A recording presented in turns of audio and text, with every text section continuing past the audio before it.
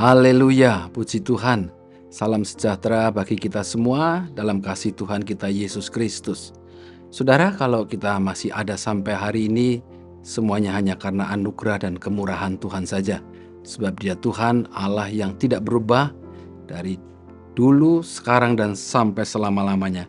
Kasih-Nya, kuasa-Nya, dan kemurahan-Nya tidak sedikit pun berubah bagi kita semua.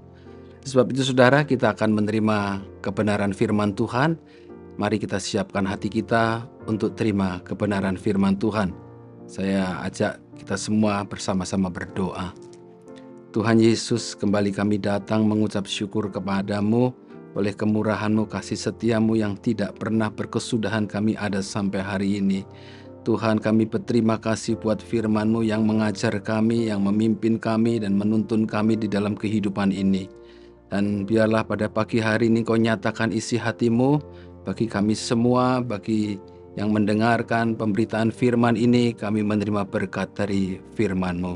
Terima kasih, kami mau mulaikan dan terima firman-Mu di dalam nama Tuhan Yesus Kristus. Haleluya, amin. Puji Tuhan, saudara. Saudara, kita bisa belajar dari firman Allah pada saat Yesus melayani di muka bumi ini. Ada banyak pelajaran yang Yesus ajarkan kepada kita, ya. Dia meninggalkan banyak teladan, dan salah satu teladan dan pelajaran yang dia tinggalkan kepada kita adalah bagaimana kita menjadi seorang pemimpin.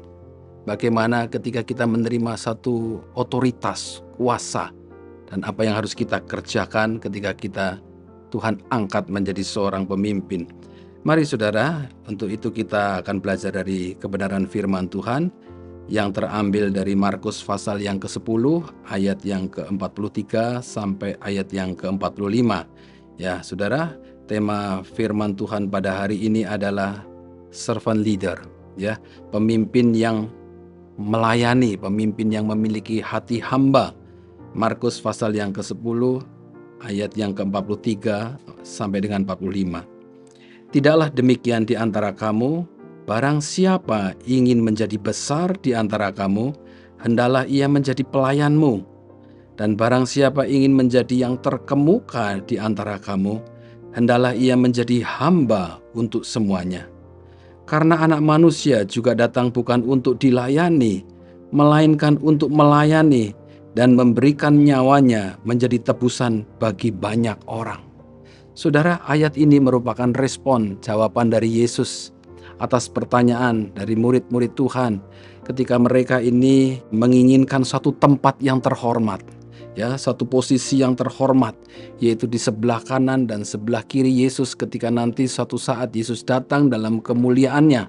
Mereka menginginkan satu tempat yang terhormat, yang tinggi, saudara. Ya, tetapi dari ayat tadi kita mengetahui kalau atau barang siapa ingin menjadi besar di antara kamu, kamu itu harus menjadi pelayan. Dan kalau kamu mau menjadi yang terkemuka, kamu hendaklah menjadi hamba. Nah, bagi Yesus, saudara, ya, yang diajarkan, pemimpin itu bukan sekedar penguasa. Pemimpin bukan sekedar pembesar, pemimpin bukan sekedar orang yang memiliki otoritas. Tetapi dengan jelas Yesus katakan bahwa seorang pemimpin adalah seorang pelayan. Seorang pemimpin adalah seorang hamba. Dan inilah prinsip yang Yesus berikan kepada kita.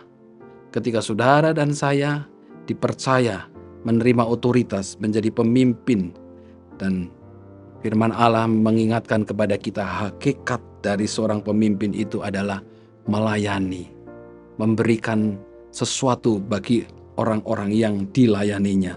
Jadi prinsip kerajaan Allah ini haruslah menjadi bagian dari kita, saudara. Di dalam Markus pasal 10 tadi ayat 43, maka kita mengetahui pola yang Allah inginkan ketika kita menerima satu otoritas. Orang yang terbesar itu bukan karena jabatannya. Orang yang terpandang bukan karena apa yang dia punya otoritasnya, tetapi orang yang terbesar diukur dari pelayanan yang dia lakukan kepada orang-orang yang dipimpinnya. Ya, itulah yang Yesus tunjukkan dan ajarkan kepada kita. Saudara, Yesus tidak hanya mengajarkan, dia tidak hanya bicara, tetapi kita bisa melihat bahwa dia memberikan teladan, memberikan contoh. Seorang pemimpin memberikan contoh. Dan figur pemimpin yang melayani ini, yang berhati hamba ini, ditunjukkan dalam keteladanan Yesus. Dia sebagai seorang guru, dia mencuci dan membersihkan kaki dari murid-murid Yesus.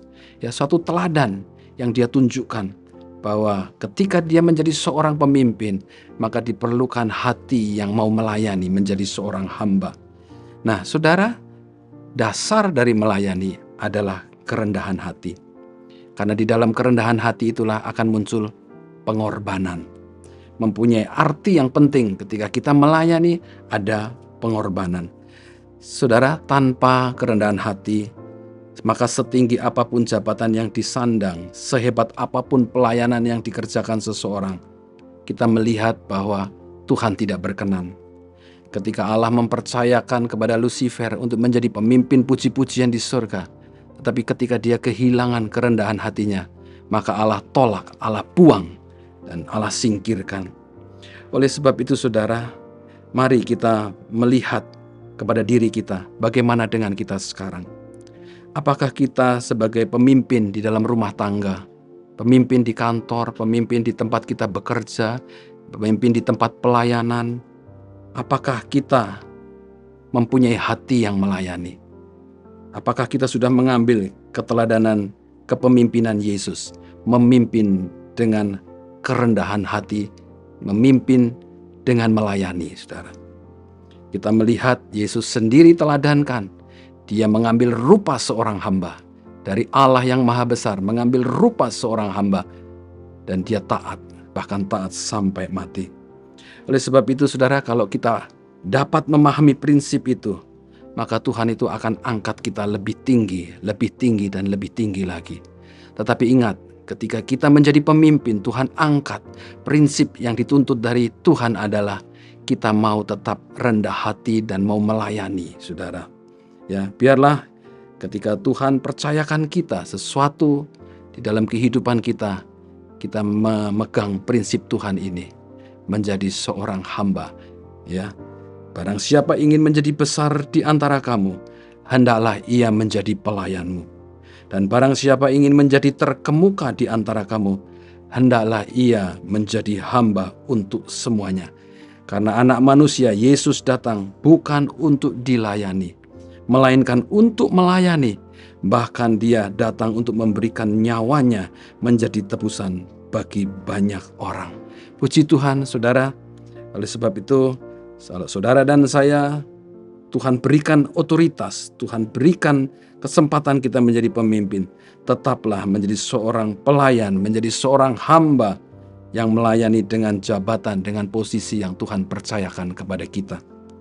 Marilah kita belajar dari apa yang Yesus lakukan. Dia bukan hanya mengajar, tetapi dia menjadi teladan, menjadi contoh. Dia seorang pemimpin yang memiliki hati hamba, seorang pemimpin yang mau melayani. Puji Tuhan, biarlah kiranya firman Tuhan menjadi pegangan buat kita dan menjadi berkat bagi kita semua. Mari kita tundukkan kepala, kita berdoa. Tuhan Yesus, kembali kami datang mengucap syukur kepadamu. Terima kasih buat firman-Mu yang telah Engkau mengajarkan kepada kami untuk kami tetap setia melayani Tuhan dengan apapun yang Tuhan percayakan kepada kami, melayani dengan penuh kerendahan hati. Terima kasih Tuhan, berkati semua yang mendengar pemberitaan firman-Mu ini. Roh-Mu bekerja, Roh-Mu memberikan kekuatan kepada mereka semua sepanjang hari ini. Apapun yang mereka kerjakan, Engkau menyertai dan membuatnya berhasil. Terima kasih Tuhan. Kami bersyukur dan berterima kasih. Di dalam nama Tuhan Yesus Kristus kami berdoa. Haleluya. Amin. Puji Tuhan saudara, bersama Yesus aku kuat.